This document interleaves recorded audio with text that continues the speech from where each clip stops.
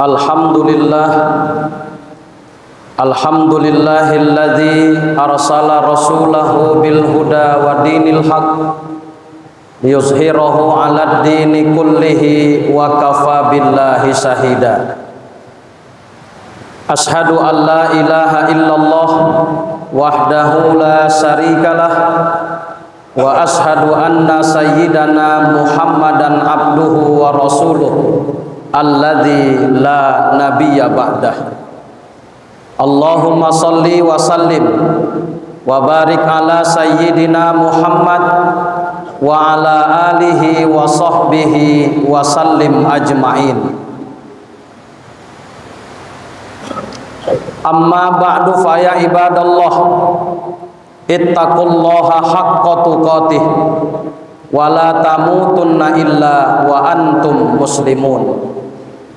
Faqala Allah Ta'ala fil Qur'anil Karim, Bismillahirrahmanirrahim, wa la yahsabanna alladzina yabkhaluna bima atahumullahu min fadlih huwa khairal lahum bal huwa syarrul lahum sayutawwaquna ma bakhilu bihi yaumal qiyamah walillahi mirathus samawati wal ard wallahu bima ta'maluna khabir.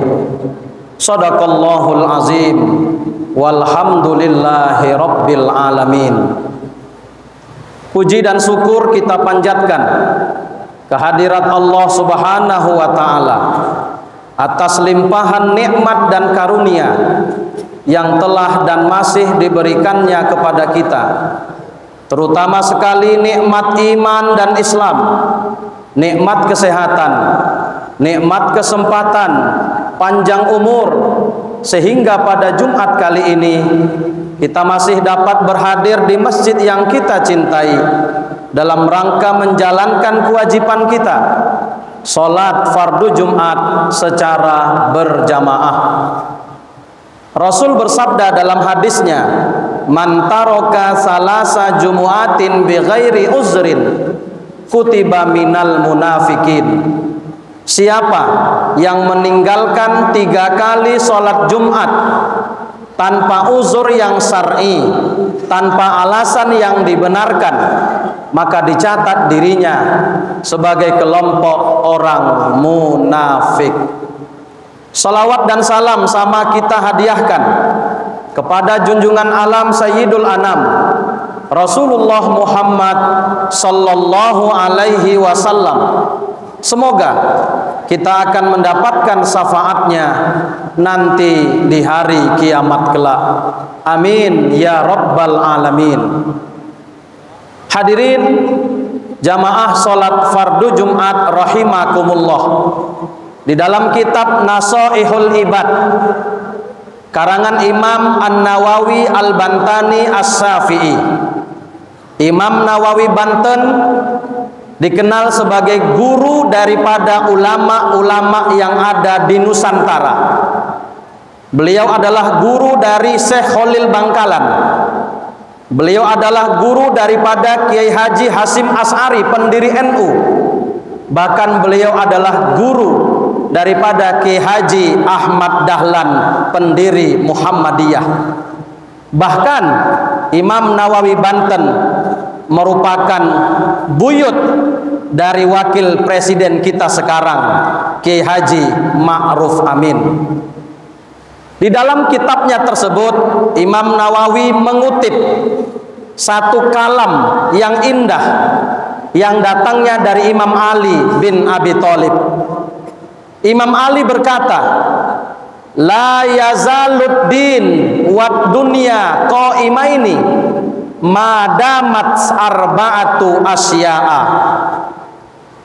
Agama ini bahkan dunia akan tetap dapat berdiri tegak dan kokoh keduanya selama masih ada 4 kelompok berikut. Apa kata Imam Ali? Yang pertama, kelompok yang dimaksud adalah madamatil aghniya la yabkhuluna bima khuwilu. Inilah kelompok pertama itu hadirin, yaitu selama masih ada orang-orang Islam yang kaya, yang tidak bakhil dengan kekayaannya. Inilah kelompok pertama yang dapat menopang, bahkan dapat menolong agama Allah Ta'ala. Apabila masih banyak orang-orang Islam yang kaya, agniya, jamak dari kata ghani, ghani satu kaya, agniya banyak yang kaya, tapi kaya yang tidak bakhil dengan kekayaannya. Diharapkan hadirin, dengan kekayaan yang dimilikinya mereka bisa menolong agama Allah. Dengan kekayaan yang dimilikinya dia bisa membangun rumah-rumah Allah. Bahkan dia bisa membantu mana masjid-masjid yang sedang dibangun. Dengan kekayaan yang dimilikinya dia bisa membantu pembangunan pondok-pondok pesantren. Dengan kekayaan yang dimilikinya dia bisa membantu membangun pondok-pondok tahfiz Al-Quran. Bahkan dengan kekayaan yang dimilikinya dia bisa membantu pelajar-pelajar Islam yang lulus tes beasiswa ke luar negeri, terutama Timur Tengah, baik Mesir ataupun Yaman dan sekitarnya, tapi karena tidak ada biaya akhirnya tidak bisa berangkat. Maka dengan harta orang-orang kaya mereka bisa berangkat. Inilah kelompok yang pertama hadirin jamaah rahimakumullah. Maka orang Islam harus banyak yang kaya. Apakah Nabi kita kaya? Baca tulisan seorang pakar ekonomi syariah.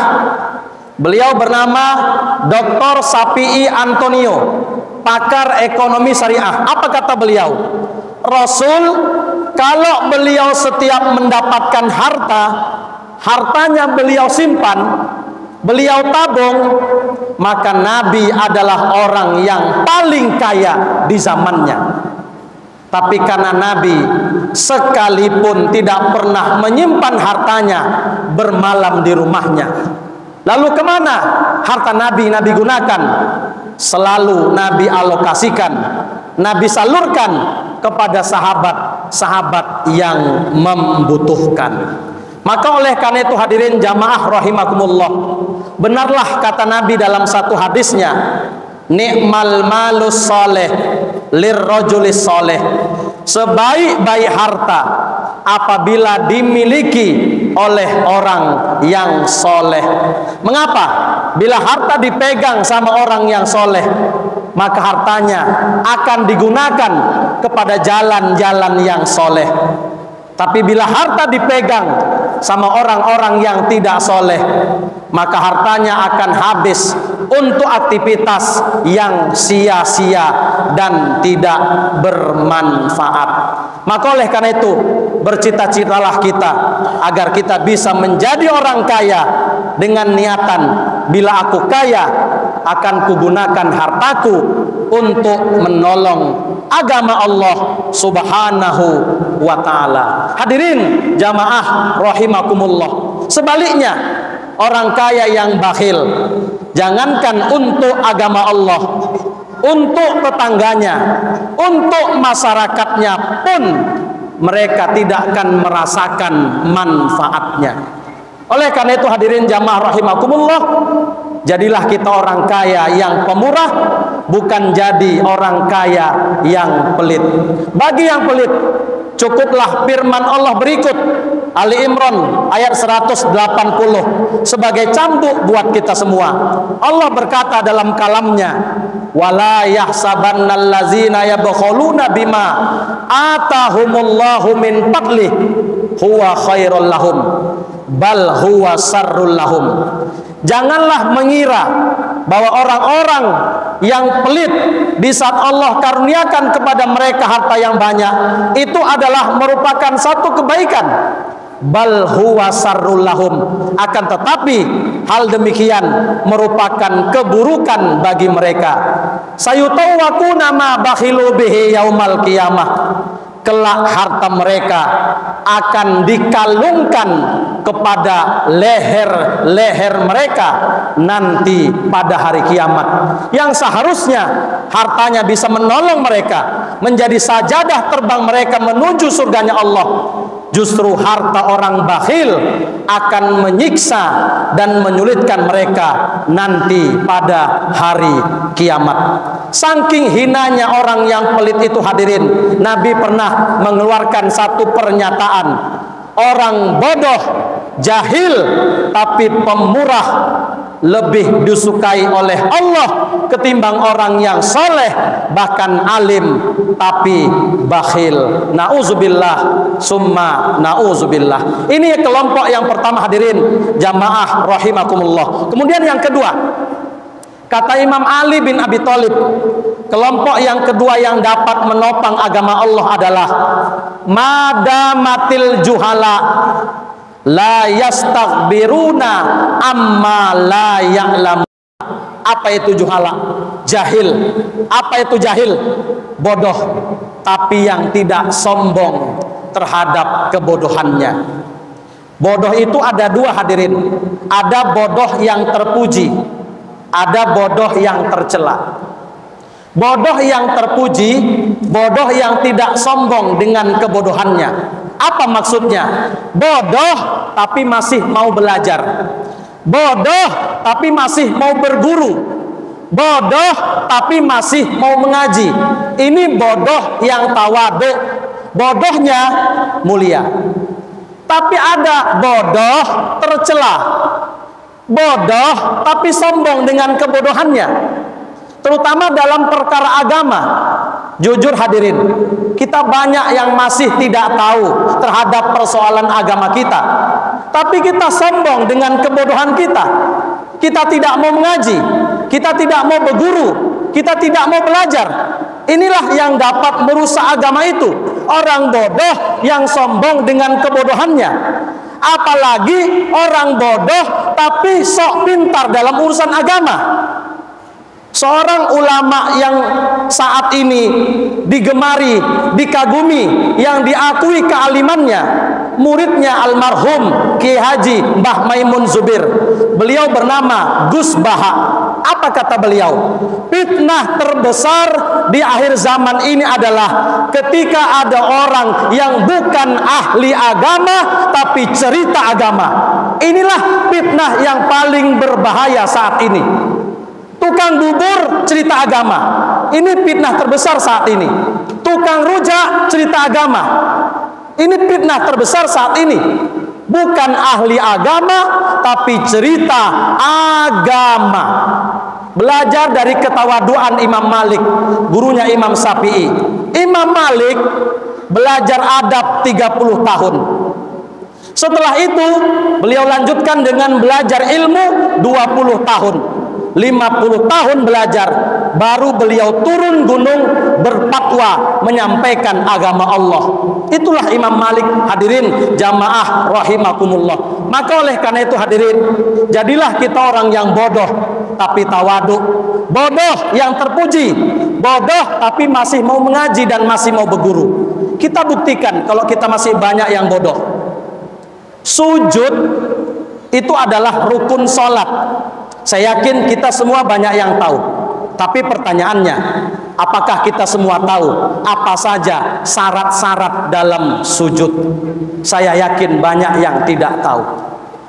Contoh kedua, salam itu adalah rukun sholat. Saya yakin kita semua banyak yang tahu.